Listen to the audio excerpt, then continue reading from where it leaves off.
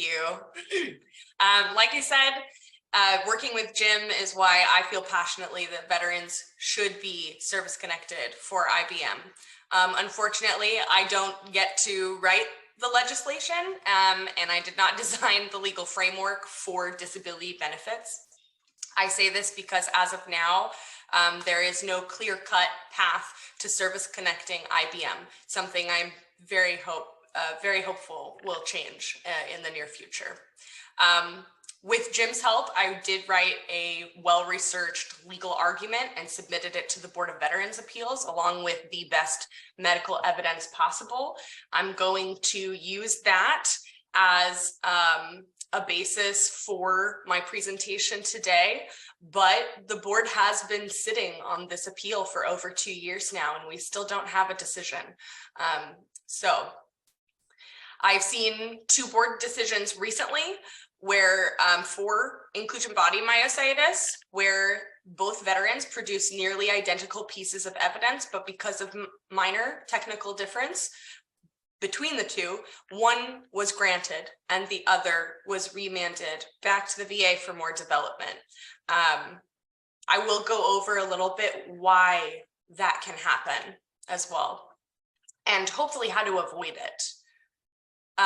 With that said, I am committed to providing you with the best strategy available and the resources at my disposal that in tandem should give you the best chance at getting a favorable decision from the VA.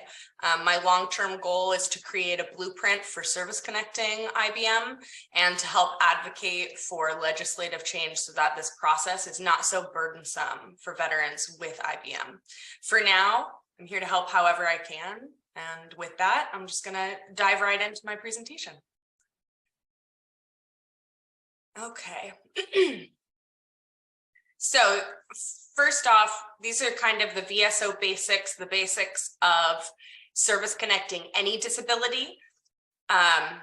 When applying for service connection for a disability, your claim must fit into one of these frameworks called theories of service connection. This functions as a proof for your claim, and that proof is how the VA checks the boxes and decides whether or not to grant service connection, right? So direct service connection is the most straightforward. There are 3 elements to prove direct service connection, and these other frameworks and theories kind of flow out from there. I've highlighted 2 today, direct and presumptive, and that's really what I'm going to go over because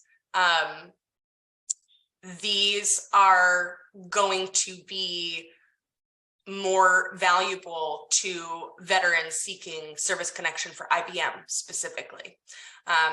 So the 3 elements of direct service connection, you have to have a disability right now when you're applying, right? That's number 1. Number 2 is the in-service event or injury. So if you broke your leg in service and now you have, mobility issues in that leg because of that leg, that would be your current disability is mobility issues now. Your in-service event is breaking your leg, and the nexus is the link between those 2 things. How when you break a bone, you can end up with long-term chronic pain, and there's a lot of research to support that, and a doctor could reasonably write, this was caused by this. So that is direct. Presumptive is if you are a Vietnam era veteran, for instance, you may be more familiar. This may sound familiar to you. For anyone service connected for a disability that occurred as a result of toxic exposures to Agent Orange herbicides, this is the theory, the framework for service connecting a presumptive. It functions similarly to direct. I do want to go back to this 3rd element though, the nexus. This is the trickiest element to prove. It requires that you meet specific high standard of evidence. This is typically where IBM claimants experience roadblocks, and we'll discuss this in more detail. For presumptive, it functions similarly to direct, but that third element, that nexus, does not have to be proven. It's something that the VA has already conceded. So if you were exposed to herbicides, to Agent Orange in service, and you have been diagnosed with diabetes mellitus type 2, for instance, one is your disability. You have diabetes right now. Number two is your in-service event. That was your exposure to toxins, to dioxins. Number three, the nexus linking the two. The VA already knows about it. They've seen the research. They have conceded that those two things are linked. And so that third piece of it, you do not have to prove. The reason I'm going over direct and presumptive is because of the market similarities between ALS and IBM, and there exists currently an ALS presumption. So I think it's important to understand both of these, and I'll get more into that more into the presentation as well. So again, focusing on these two, because there may be a path to service connection there. As mentioned before, the path is not clear cut, still yields conflicting results, but it's well worth foraging, in my opinion. Secondary service connection is not going to pertain as much to IBM specific claims, but it is also an important theory of service connection to know. And something you should be aware of, because a secondary service connection is when you have a service-connected disability, and that disability causes another disability. For instance, there is a lot of research to support a relationship between PTSD and hypertension. There is a higher prevalence of hypertension among those with PTSD, particularly veterans with PTSD. So that is a claim that I will often make. If I see that my veteran has PTSD, and then I also see that they're diagnosed with hypertension, it's something that I highly recommend that they file service connection for, because of the way that hypertension can have a lasting impact on your overall health. So something to be aware of.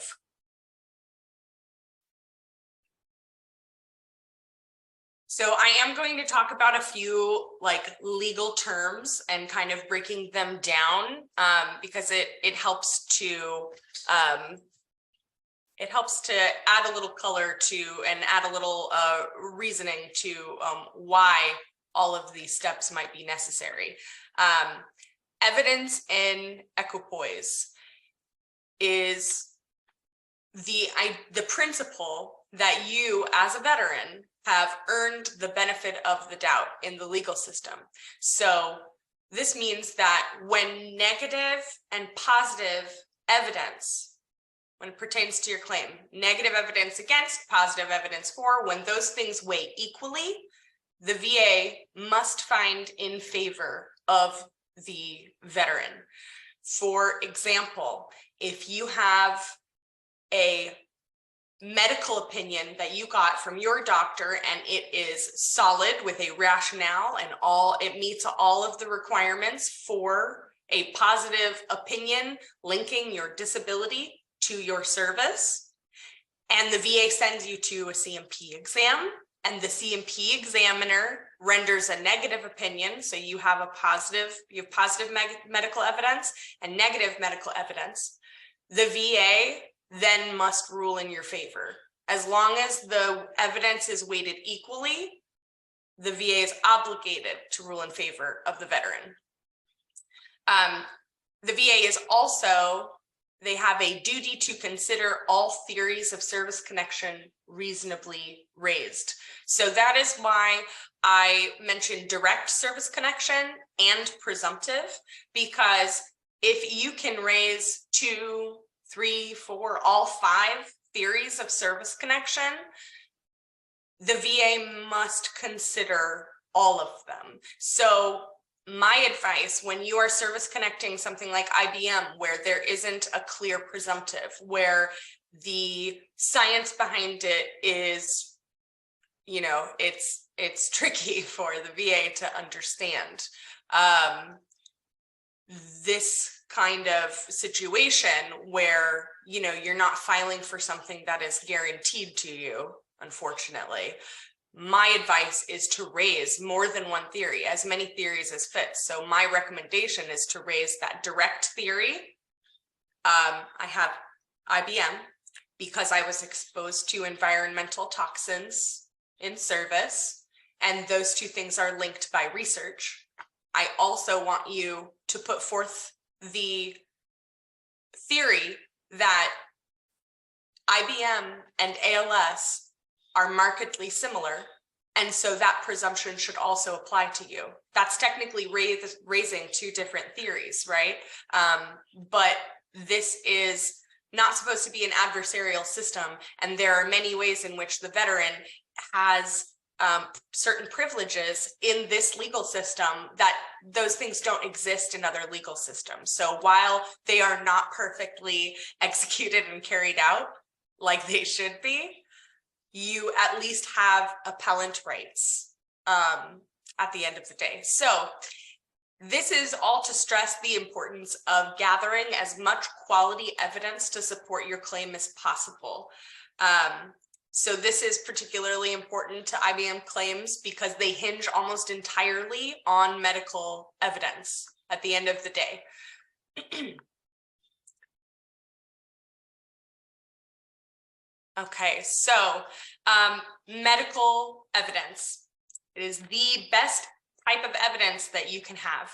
Competent medical evidence is evidence provided by a person who is qualified through education, training, or experience to offer medical diagnosis, statements, or opinions.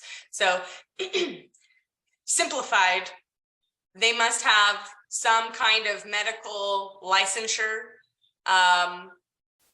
or education for them to be qualified to render that opinion. So, and depending on what the medical opinion is, so like my father-in-law is a respiratory therapist. If, you know, if I were a veteran and I were filing for sleep apnea, my father-in-law could very well write an opinion for me. Because he has the medical expertise, and it doesn't matter what our relationship is. But this also applies to your healthcare providers. So the reason why medical evidence is so, it is golden, it is very vitally important to your claims is, well, one, because the VSR, this VA employee who is adjudicating your claim and rendering a decision and sending it to you, they are not a doctor. The VA cannot contradict medical professionals providing competent medical opinions. This also applies to board judges and CAVC judges even. They are required to defer to medical professionals. That said, a medical opinion must meet certain legal requirements. So with the types of medical evidence that you would be submitting to support your claim, if you have private care, you know, I say use it if you've got it. Rely on your providers if you can. So what you're definitely going to want to bring, especially if you have never applied for IBM before, is you're going to want to bring your diagnostic documentation to submit to prove that you have IBM. That is required. That is to prove that first element, that number one of service connection, that you have a disability right now that you're applying for. Another great piece of evidence that you can bring, medical evidence, is a statement from your doctor. You can get included in the statements a description of your condition, of your symptoms. That is a good piece of the statement. But the most important part is the nexus. That nexus is that link between your disability and your service, whatever happened in service, your environmental exposures, toxic exposures. That's an event in service. So the legally required language must include, I have reviewed the pertinent records in the veteran's VA file. So something you might want to bring to your doctor are some of your service treatment records or records of where you were. That is highly recommended so that they can include in the opinion, I have reviewed the pertinent records in the veteran's VA file, right? Another piece that they're going to need to include is the rationale. They need a well-cited rationale that relies on medical treatise evidence or research. There needs to be something that is cited to and a thorough rationale as to why the two things are linked. And the last piece is the actual statement that says, you know, these two things are linked. The language is at least as likely as not. The veteran's IBM is at least as likely as not caused by toxic exposures from service. The at least as likely as not language is critically important because of that evidence in equipoise, the evidence in approximate balance.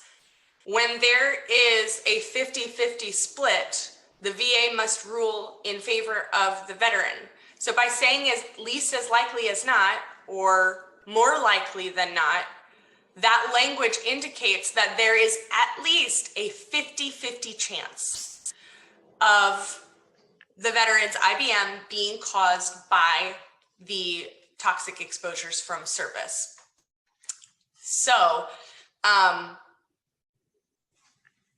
the nexus letter is highly recommended, especially for IBM claims. It's going to be a big difference maker. And getting that language right is going to reduce the likelihood of a denial or, at the board level, a remand. Remands are not necessarily bad, but they can be time consuming and they can occur more than once. And the remand is when your claim gets to the board and the board says, we don't have enough to make a decision. We're going to send your claim back down to the VA for further development. So in this case, it may be, well, the doctor's nexus letter that's on file, it has some of the right language, but it doesn't have all of it. So we're going to send this down to the VA so that the VA can order a CMP exam, and we'll see what that CMP examiner has to say about whether or not this is service connected. So a tip that I have is, as a VSO, I will write a letter to the doctor requesting the nexus opinion, giving a sample of what that nexus opinion should look like, what it could look like, what it should include, very specific instructions. And also, doctors do get a little bit finicky when they think that there's any chance they could get called into a courtroom. And explaining to them that that is not what's going to happen, and this is not going to be submitted to some kind of court. They're not going to have to like testify. They get very, they can get a little bit nervous about writing something as like affirmative as this is linked to service. However, they tend to be a little bit more ready to assist when they know that they're not saying there's a 100% chance that your IBM was caused by your toxic exposures. They are just saying there has to be a 50-50 chance. That's all you need from the doctor. And that can usually ease them up a little bit. I will, after this, I will send Jim Cressman, I will send him a sample Nexus letter request. So maybe you all can provide that to your healthcare provider or doctor if you are in need of a Nexus letter. I'll create one for IBM claimants, and it'll explain all of that. So that you have a little bit more information to go on if you're not currently working with a VSO. Okay, so moving on. So medical treatise evidence, I mentioned.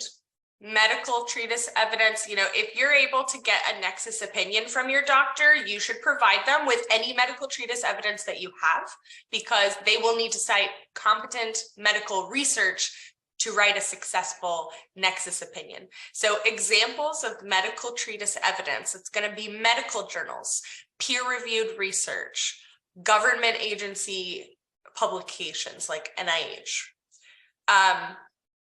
Avoid health websites, newspaper articles, blogs. You can include newspaper articles, but it should supplement other reputable research. Avoid blogs and Wikipedia, these kinds of things. Google Scholar is a great resource, although I'm sure that through the Myositis Association, I'm sure that you have access to a lot of great research on the subject. I know, talking with Jim, that he has a whole body of research just in his office, I think. So if you are unable to get a Nexus letter from your doctor, you can still provide sufficient medical evidence to support a Nexus with medical treatise evidence. It's unlikely that the VA will grant just based on research articles that you submit, but it will help you to get a CMP exam, where hopefully you can at that point obtain a positive Nexus opinion. Because you need to meet all of the requirements to prove service connection, you need a Nexus. And if you can't obtain one on your own, the VA is obligated to obtain one for you. It's called a compensation and pension exam, or CMP exam. But you need to trigger VA's duty to assist. Otherwise, they can deny your claim without giving you an exam. So submitting evidence of those 3 elements of service connection is how you trigger their duty to assist to provide you with an exam. So this is from a court case called McClendon v. Nicholson. We call them in the VSO world the McClendon elements. It's essentially those 3 elements of service connection. You prove that you have a disability, so your diagnostic documentation would serve as proof of your disability. If you are proving something other than IBM, maybe you suspect that you have a mental health condition, but you've never been formally diagnosed. Maybe you haven't felt comfortable enough to go to a therapist or psychologist to get a diagnosis, but you do feel like that is something that you've had because of service or since service. With IBM, you want to prove your diagnosis, but you can indicate that you have a disability. So if you haven't been diagnosed with something like anxiety, depression, PTSD, or even other ailments, you can tell the VA, I feel this way, these things happen to me, I think it's because I have this. And that is enough, at least to trigger an exam to get a diagnosis. Going back to the IBM example, you want to prove that you have IBM because that's not as much something that you can suspect that you have. It's highly specific, so I would just give them your diagnostics. So that's proof of a current disability. And number two, evidence of that event or injury. Well, if you are saying, you know, I was exposed to, for instance, herbicides or some other toxic exposure, you know, you can give a lay statement. I was here at this time. I saw this. I was exposed to this. I inhaled this. You can provide a lay statement, and that's something that they should be able to pull up your personnel records and confirm for themselves. So your current disability, proof of that. Two, your in-service experience, your in-service toxic exposures.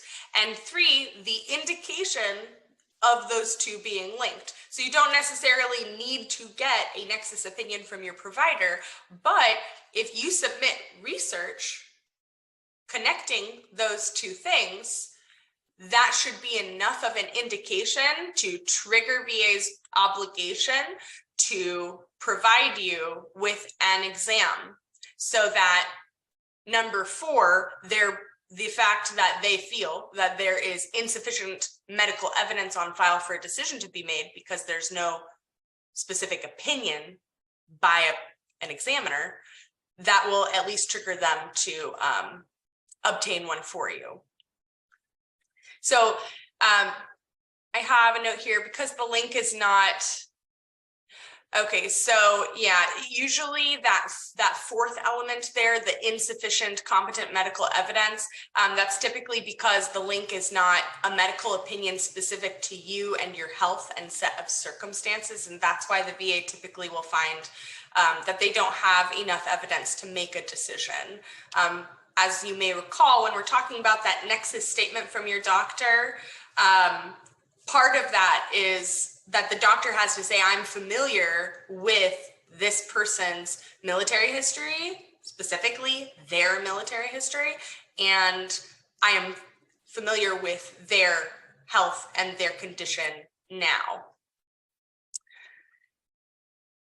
So continuing, for someone unable to get a nexus letter from their private physician, this is kind of this is a flow chart that I made to kind of illustrate the process for somebody who needs the VA to get them that CMP exam because they can't get a nexus letter on their own.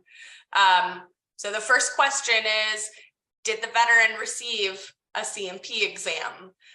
If the answer is no, if you were denied and the VA never provided you with a CMP exam, that is when you argue those McClendon elements that we just talked about. You submit proof of your diagnosis, what happened to you in service, and submit that research to support the link between the two, right? So then that's what you're arguing for. That's what I would be arguing for my client. Did you receive a CMP exam? If the answer is yes, your next question is going to be, was it adequate? The VA is not only obligated to provide you with an exam, but it is also their duty to ensure that it is adequate. And if it's not, that is when I, as a VSO, will argue for a new exam, and that is when you should absolutely appeal it. Okay, so here's a list of common reasons that an exam is inadequate. Of these, the one that I really want you to be aware of is the examiner failed to consider pertinent evidence.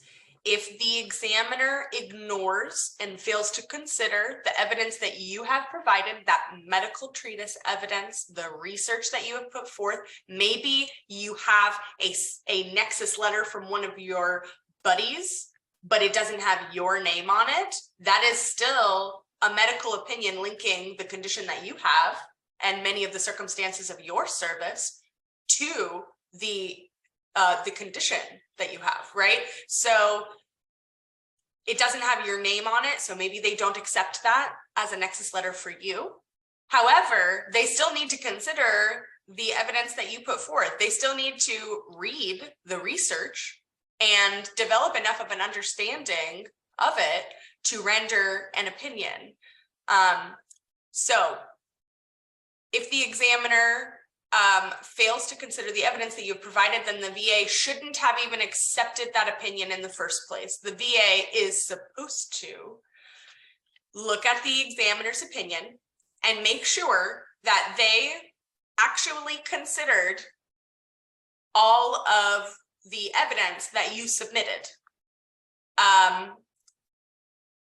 Unfortunately, this is something that I see commonly failed at the VA, right? This is an unfortunate part of this system that is obligated to provide you with an exam. Unfortunately, a lot of the time, these inadequate exams slip through. They slip by, and the VA renders a decision based on a bad exam. So if you got a bad exam and they're like, oh no, it's something if you filed for service connection, then the one you might be familiar with is this one here. The examiner relied on a lack of in-service records. So if you apply for IBM, for service connection for IBM, you prove that you have a disability, you prove that, you were exposed to, you had toxic exposures in service, right? And then you provide a wealth of research and evidence supporting the link between the two. If the examiner writes, it's not likely that IBM was caused by service because the veteran wasn't diagnosed with IBM when they were in service, therefore less likely. That is an inadequate exam because they did not consider the theory of service connection that you raised. They did not consider the pertinent evidence that was in your file. So the VA should not have accepted it in the first place. And if they did, and they denied you based on that bad exam, then they are obligated to reorder an exam and ensure that it is adequate. And that is when you have the right to appeal on the basis that the exam was inadequate and you, as a veteran, earned through service the right to an adequate exam and the VA's duty to assist you in obtaining that. So this is one of the many benefits of working with a VSO. We can see exactly what the examiner wrote. I have access as a VSO to everything that was ever submitted by the veteran to the VA and anything that the VA ever sent the veteran regarding their disability benefits. So all of that to say is that there is an appeals process. It is possible to do this without a private provider's nexus opinion, but there are many hiccups and issues with the CMP exam process. So please, if you can get a nexus statement from your doctor, please do. If you're worried that they won't do this for you, then go for it. Try it anyway. The worst they can say is no. I've never heard of anybody stop treating somebody because they asked them for a nexus letter. I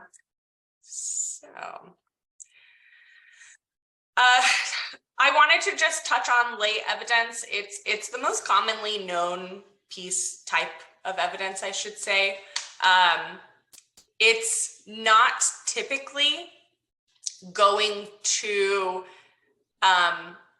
help with IBM specific claims because, as I mentioned before, most of the time IBM service connection claims rely very heavily, they hinge on that third element, that nexus element, that link between the two.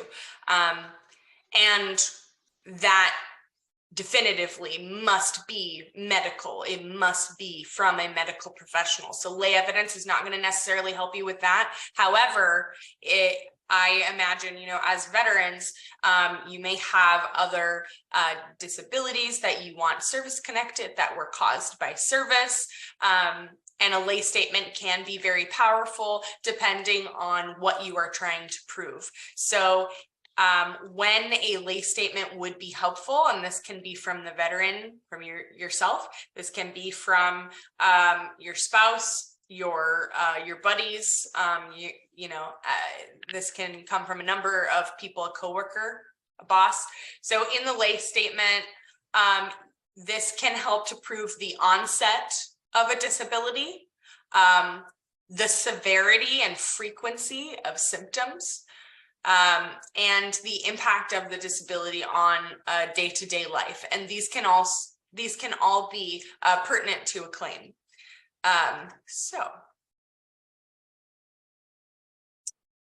here are some links. I am going to send this to Jim, my slides, just in case anybody wants those as a reference. I do have a couple other things that I wanted to go over, and then I received some questions and I wanted to provide some answers to those questions as well. I don't have a slide for it, but I did want to discuss IBM and ALS and kind of explain how the ALS presumption can serve as a tool to help you get service connected, but it can also be a little bit of an obstacle. So the ALS presumption that was passed in 2008. The basis for that was the Institute of Medicine issued a report titled Amyotrophic Lateral Sclerosis in Veterans, Review of the Scientific Literature. This was in 2006. The report concluded that there is limited and suggestive evidence of an association between military service and later development of ALS. The studies found that veterans, regardless of years of service, were at a statistically significant greater risk of developing ALS compared to civilians. Quote, the cause of ALS is unknown, but these studies indicate that there exists a statistical correlation between activities in military service and development of ALS. Because of this, the Secretary of the VA in 2008 used his general rulemaking authority to establish a presumption for ALS. The timing and circumstances of this rule change were primarily motivated by the research, as I've mentioned, but also greatly influenced by ALS having, quote, incurably debilitating, rapidly progressing, and invariably fatal characteristics. So I'm sure that some of this sounds very familiar. And with the growing understanding of the overlap between ALS and IBM, I feel this is a good argument to make for service connection for IBM. So some of these characteristics, it being debilitating and progressive, the statistical correlation between military service and the development of ALS, statistically significant greater risk of developing ALS compared to civilians. I point all of this out because from our knowledge, what we have right now, this is very much lining up with what we're seeing for veterans with IBM as well. So the rationale for creating this rule change applies to getting veterans with IBM service connected as well. And I think that makes it a good theory to raise. The presumption for ALS should also be applied to IBM. Now I say should, and I think it is well worth raising. I think it is worth putting it out there because a judge can be sympathetic to this argument, but it is not foolproof. And that is because, you know, the interpretation of the law can be at a certain level, somewhat subjective. So the interpretation can be that because of the marked similarities between ALS and IBM, that if the rule exists because of these characteristics of ALS that also apply to IBM, then the rule should also apply to IBM. And that can be an interpretation, right? But it can also reasonably be interpreted that ALS was identified specifically by name, and because IBM has a different name and has some different characteristics, reasonable minds could conclude that the ALS presumption does not technically apply to those with IBM. So with that said, I do recommend arguing for both direct service connection and the ALS presumption on the basis that IBM and ALS are, quote, molecularly, genetically, clinically, and pathologically similar. And the judge is, you know, the judge at the end of the day gets to make the call, but there's a lot there that they have to consider, right? I received some questions about working with a VSO. There are really great benefits to working with a VSO. As I mentioned, I can review everything in your C file, your claims file. So a VSO can not only submit things on your behalf, but they can do real file reviews. They can look at notes that were left by one VA person to another on the file when they were adjudicating the claim. I can see what the CMP exam request looks like. So if we raised a theory of service connection and that is not specifically mentioned in the request that goes out to the CMP examiner from the VA, that is something that I can see. I can also see everything that those CMP examiners listed and wrote down. So there is great benefit to working with a VSO. When it comes to choosing a VSO, I will say that the field currently is overwhelmed. Everybody got hit pretty hard and inundated at the beginning of the pandemic. And a lot of VSOs are currently at capacity. So for me, I have a national team, right? And each of us currently, we are expanding our team, but currently the few of us on the team have about 4,000 to 5,000 veterans living in our areas of responsibility. So we are at capacity at national, but there are VVA VSOs across the nation. And if they are taking new clients, and a lot of them are, I highly recommend working with, I'm biased, I work there, so I think we're the best. So I always recommend working with VVA if you can. And I've received training and I've worked closely often with VFW, Veterans of Foreign Wars. That is a phenomenal VSO. They have a great national program as well.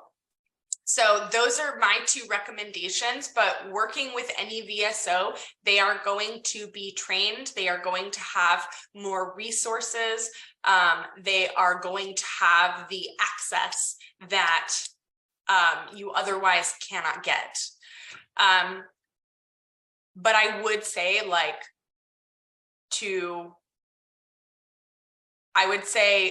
tell them the situation that you're in and what kind of condition you have. And hopefully that will help you get in touch with a VSO.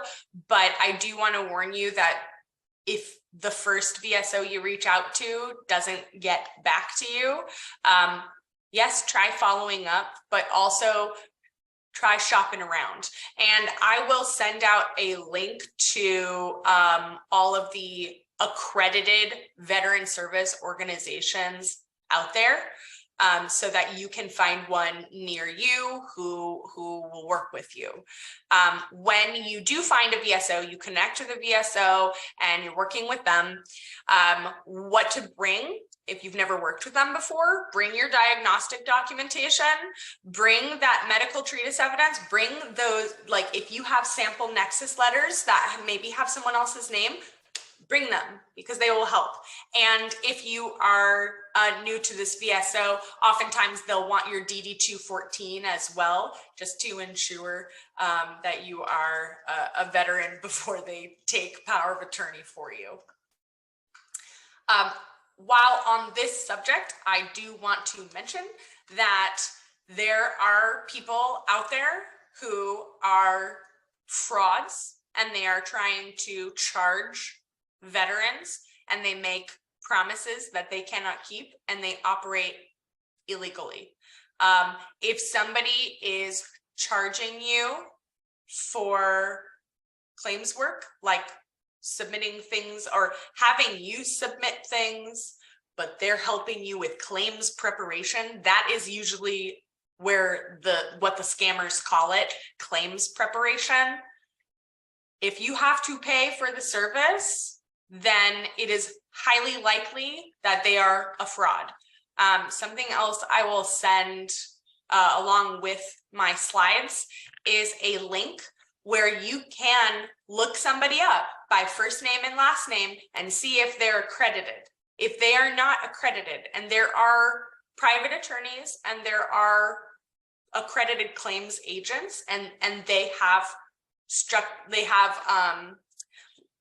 pay structures so they can charge, but there are a lot of limitations on how and how much they can charge. But you can look them up and see if they are accredited. If this person is not accredited, if their organization is not accredited, do not work with them because their promises are false and they are committing fraud and they should be reported.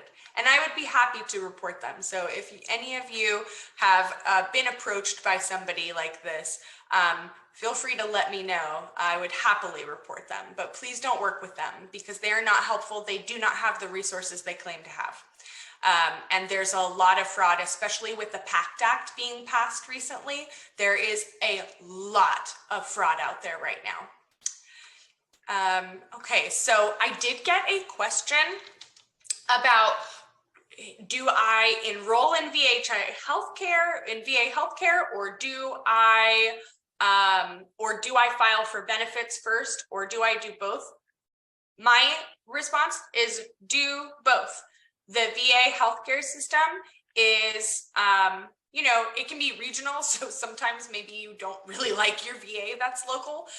But there are also, for every one of those stories, there's a handful of stories about veterans across the United States who love their healthcare providers and love the healthcare that they get through VA.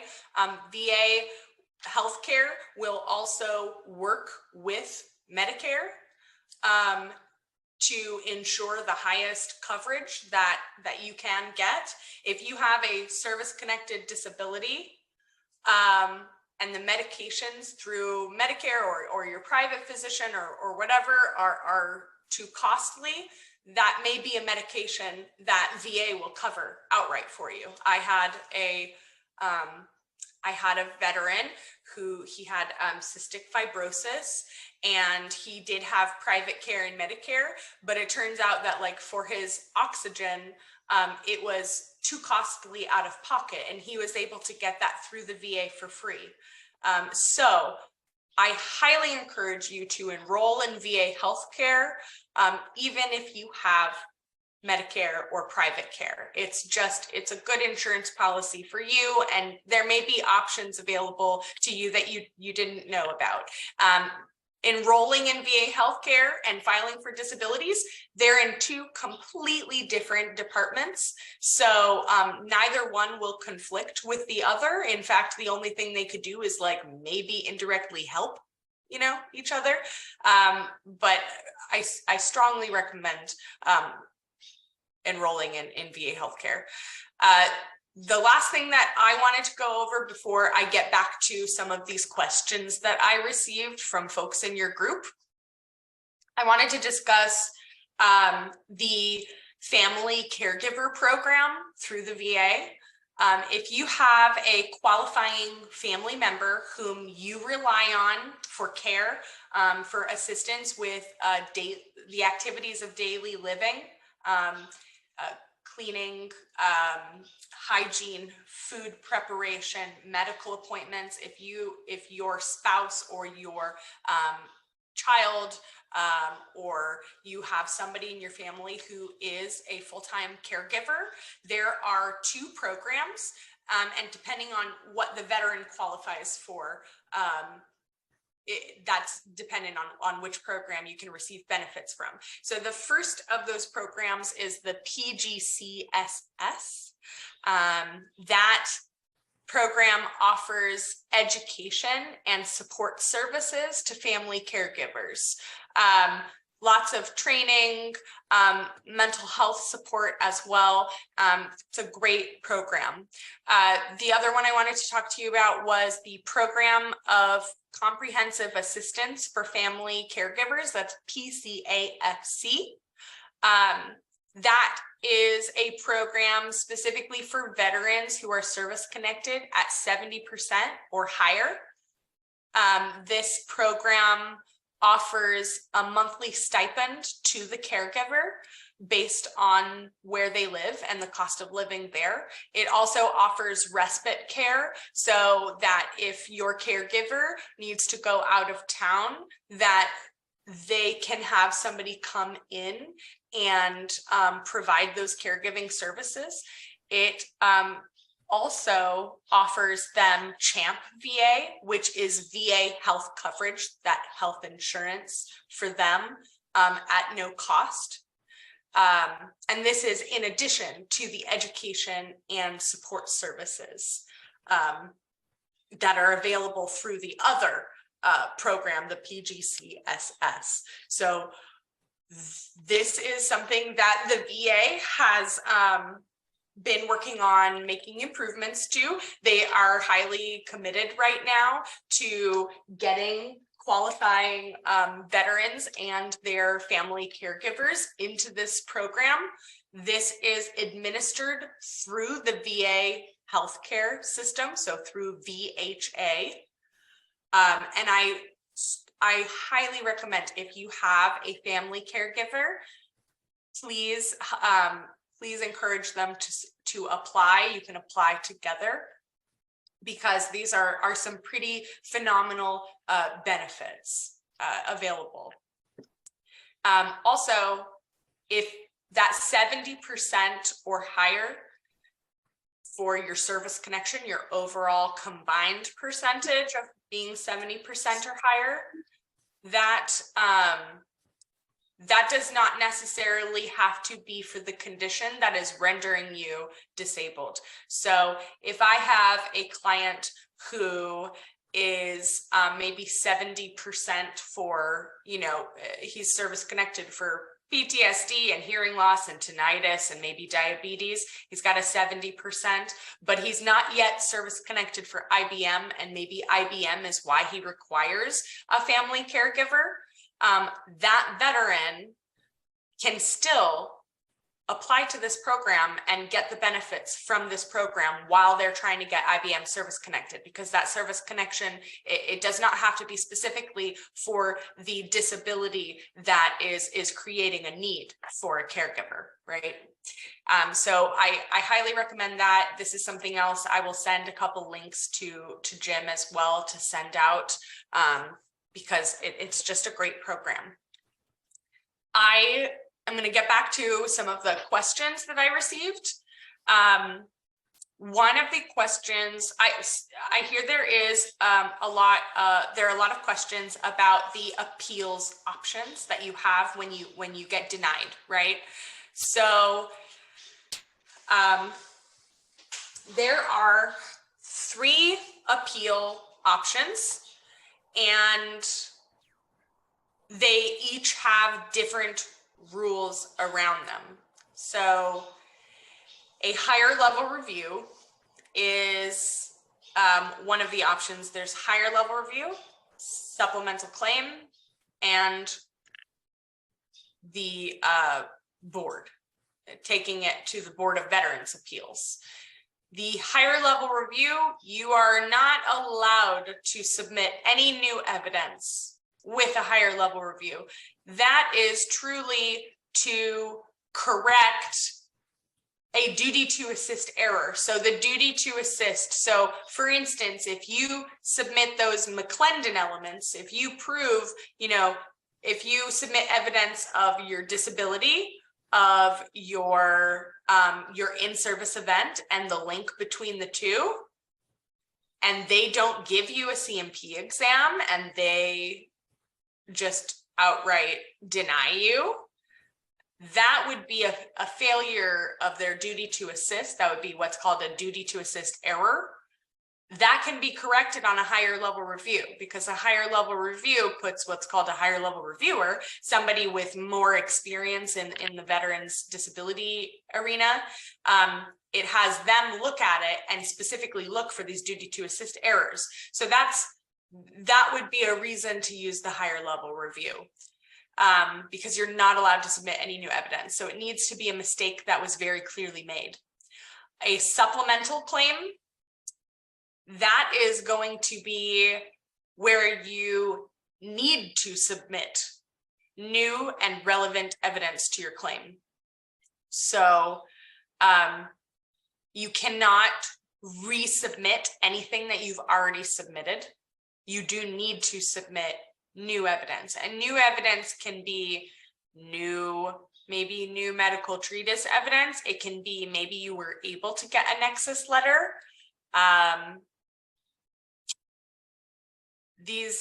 It needs to be new, and it needs to be filling in a hole in your claim.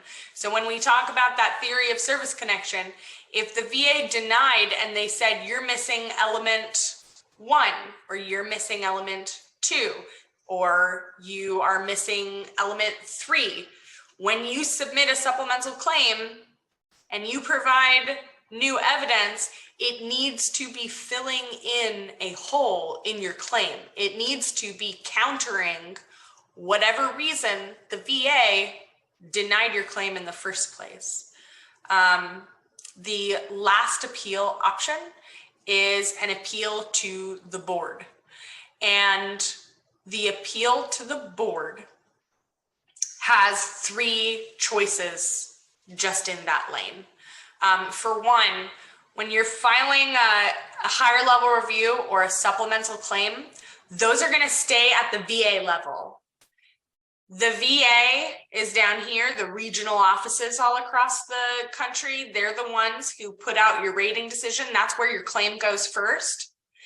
You can't appeal it down here with a higher level review or a supplemental claim. If there is reason to believe that the VA is maybe not skilled enough, maybe just making mistakes and not fixing them, and you feel that your chances would be better by putting somebody with more expertise on this decision, that is when you stop appealing down here and you move up to the board. And board judges are attorneys, and they have more attorneys working for them. So when you appeal to the board, you have 3 options. You have the evidence option, similar to the supplemental claim. The evidence option at the board, you have 90 days to submit new evidence. The other option is direct. Direct is kind of like a higher level review. You cannot submit any new evidence. It will not be considered. And the third option is a hearing. And the hearing can be beneficial, especially if your claim can rely on lay evidence. But if you are trying to prove that third element, that nexus, the connection between the two, if you go to a hearing and and you're making the case for this connection, if you are not a doctor, then it's not going to ultimately result in a grant if you get a hearing. I did get a question on this subject about having a doctor, where is it? Been a favorable, let's see. Have any neurologists appeared before a judge or appeals officer with you on behalf of a veteran claim? I thought that was a great question. I have not had that happen, but it doesn't mean that something like that hasn't happened. So my predecessor who managed my team before me, one of her veterans was a doctor. And so when he went to the hearing, he was able to provide medical testimony because he is a doctor. So he was not only giving testimony as a veteran, as the veteran, but he was also providing testimony as a doctor. So when it comes to bringing a neurologist to your hearing, if you have somebody close enough to you who would go spend the time at a hearing, then maybe the hearing option is a good option for you. However, for other folks who are maybe not as close with a neurologist or a doctor, getting that nexus letter would be just as good as having a doctor in the room, or legally speaking, it should be the equivalent. Getting that nexus letter is as good, it should be, as getting a doctor to come into your hearing with you and tell the judge himself. If it can be written, and medical opinions can be written, that is my advice. But again, if you opted for a hearing and a neurologist who will go with you, power to you, go for it. There's nothing prohibiting that. You can have a spouse testify at a hearing. That would not be so helpful at an IBM claims hearing, right? But if you are trying to prove something like a mobility issue or a mental health issue, then hey, maybe your spouse would be a good person to bring with you to your hearing. So that's on that with the hearing. I will say that the board option takes the longest. As I mentioned, I put several claims in over 2.5 years ago, and we are still waiting for decisions. The biggest, most important rule with these appeals is they must be submitted within 1 year of receiving a rating decision. That is an immovable date. That is a legal deadline, and the VA is not compassionate when it comes to missing a deadline like this, because if you miss this deadline, you have to start over. So if you opened up this claim 5 years ago and you've been appealing it ever since, and that deadline lapses, if you get a grant, it will not go all the way back to that 5 years ago date when you originally filed. That year timeline, that year deadline, that is your key to keeping a claim open and holding that effective date. Because if you keep it open for 5 years, right, and you end up with a grant, you're going to get retroactively compensated for the last 5 or so years that you've been waiting to get this grant and you've been appealing for it. So that 1 year deadline is critically important for preserving your effective date. If you miss the 1 year, then you need to reopen your claim at which point you may not submit a higher level review and you may not submit an appeal to the board. You will have to reopen it at the RO level, and you will need to fill out a supplemental claim, and you will need to have new evidence as well.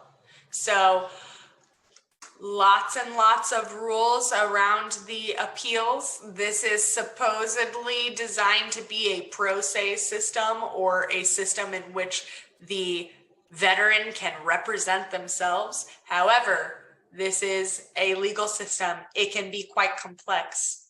I highly recommend, if you can work with a VSO, please do, because this is my bread and butter. I can talk about appeal options all day. I know it because it's my job to know it.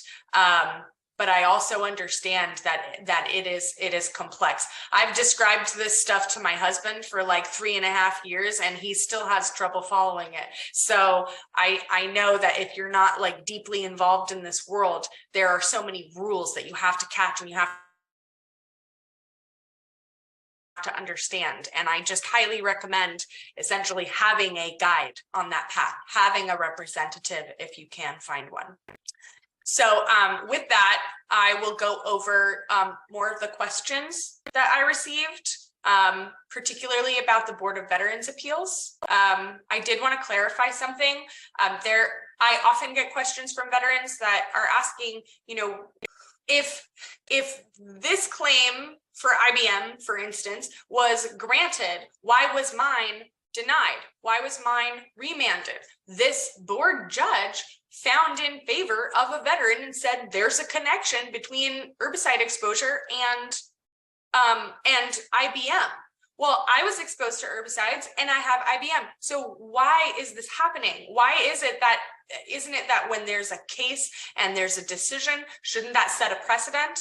And unfortunately, with this particular system, board decisions are not precedential. They do not set a precedent. The board considers each case individually, and you can point to a board decision and say, look, the board is aware, the board made this positive decision, please make this decision for me now, again, right? You can point to that as evidence to support your claim, but it does not compel your board judge to make the same decision for you, unfortunately. Those precedential cases, that case law, that comes from CAV-C, the Court of Veteran Appeals.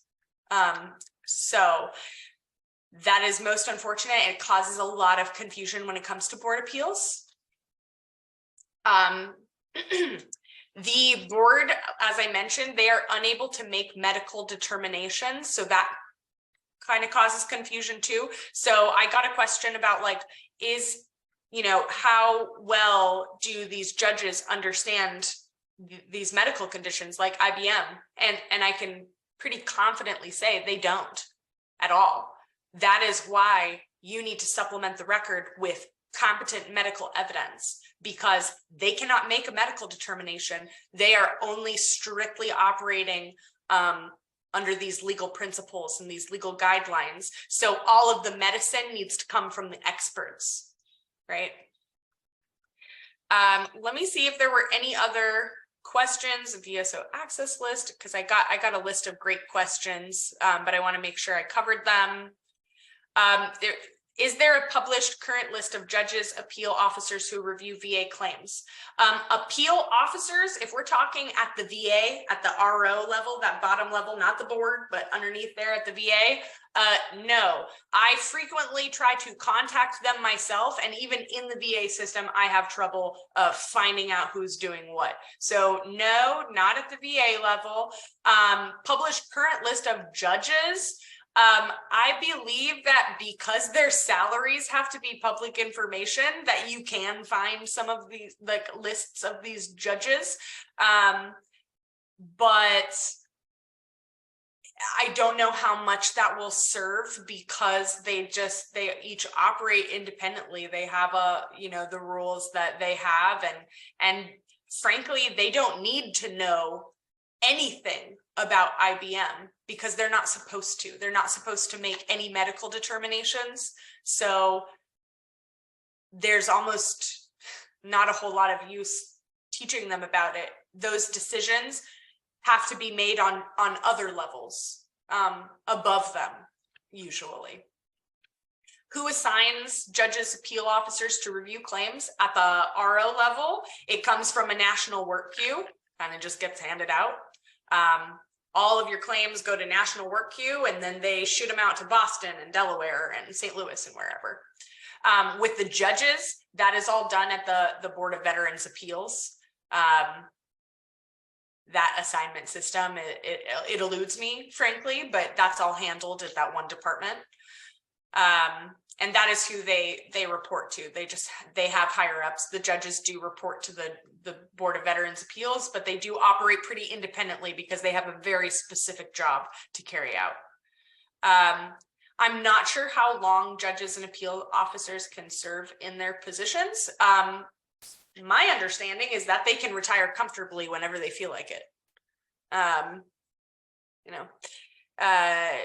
Training and education, the appeals officers are supposed to, at the RO level, they're supposed to get standard training. I find that they don't tend to be trained all that well, and that is something that I'm fighting myself at the VA.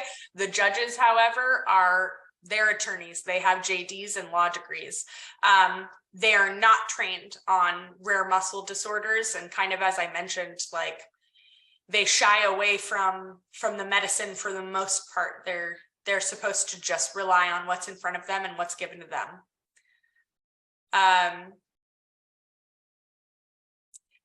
I think there was another question about, can you request a judge? And very unfortunately, that is not possible. We can barely get requests to just have any judge look at our appeals. It's so difficult just to get that, let alone requesting a specific judge. I don't think that they would be amenable to that. When it comes to legal representation, a lawyer along with your VSO, whether or not you should go about that's definitely a personal choice. If you feel that you have the resources for a private attorney and you are frustrated with the process, and maybe you've been through appeals already and you're just not getting anywhere, it may be that going to a private attorney is the answer for you. I am a big believer in veteran service organizations, so I like to say that that's not necessary, that, hard work from a VSO and getting people to do the right thing on the VA side, I feel that should be enough. And I like to think that it is, and I work hard to make sure that it is. However, I do not blame anybody for being impatient with this system and frustrated. And if you have the means and you want to hire an attorney, just vet them and make sure that they have been doing right by veterans their entire career. Longest timeline, I've personally worked with a vet on a claim for disability. There are some veterans that I've been working with since I started at VA 3.5 years ago. And, some of them are still working. And some of those are just complex claims, and they've been open for 10 years because this veteran has just been in and out of this darn system. I have gotten some really great results personally for a lot of veterans who are struggling for a long time, but there are some claims that we just run into roadblocks, and that's kind of the nature of the system, unfortunately. The last question I want to answer is, how important is it for IBM veterans to advocate for legislative change with their representatives and senators? Very important. My personal opinion, this is just my personal opinion, is that it is incredibly important. And I highly recommend that you reach out if you have an appeal that has been sitting at the board untouched with no decision for a long period of time, like 2 years or 1 year. Call your representative and get them to go to the VA and put in an inquiry, because that is pretty much the only time we see the board actually pick up the pace is when there's a congressional representative on their tail. So also just advocating for legislative change. I highly recommend it. Advocating to the Secretary of the VA as well, because the Secretary does have the power to create that presumption, as we know, because that's how the ALS presumption came to be, was through the Secretary's authority to make a rule change. So there are different levers of power that you can pull and push on as a citizen, as a veteran, and I highly and strongly recommend that you do, because I see this as a great injustice. I think it should be corrected, and I'm hoping I can help support that. That was the end of my presentation. I know we're coming to a close. I wanted to turn it back over to Jim, though. Dani, I absolutely cannot thank you enough for all of this information. This has been absolutely a truckload of information. And I again, I cannot thank you enough for your time and your expertise to help us.